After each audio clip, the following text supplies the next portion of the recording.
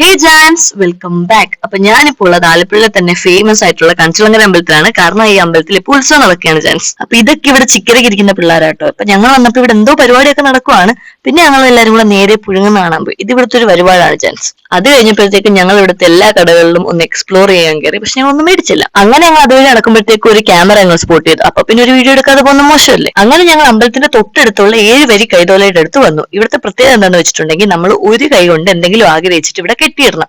ആ കെട്ട് ഒരു വർഷം ഇവിടെ ഉണ്ടെങ്കിൽ നമ്മുടെ ആഗ്രഹം നടക്കുമെന്നാണ് വിശ്വാസം. അവിടെ ചെന്ന് കഴിഞ്ഞപ്പോഴാണെങ്കിൽ എല്ലാവർക്കും കെട്ടണം. പക്ഷെ അവിടെ താഴത്തുള്ള ഇല എല്ലാം ആരൊക്കെയോ പണ്ടേ കെട്ടിയിട്ട് പോയി. പിന്നെ ഞങ്ങൾ മരത്തിന്റെ മുകളിലൊക്കെ വലിഞ്ഞേറി എല്ലാവർക്കും ഇല പറിച്ചു കൊടുത്തു. ഇല പറിച്ചു കൊടുത്തെന്നല്ല ജാൻസ്, ഇല താത്തി കൊടുത്തു. അതിന്റെ ഭാഗമായിട്ട് എന്റെ കയ്യിലൊരു നല്ല മുള്ളും കയറി ജാൻസ്.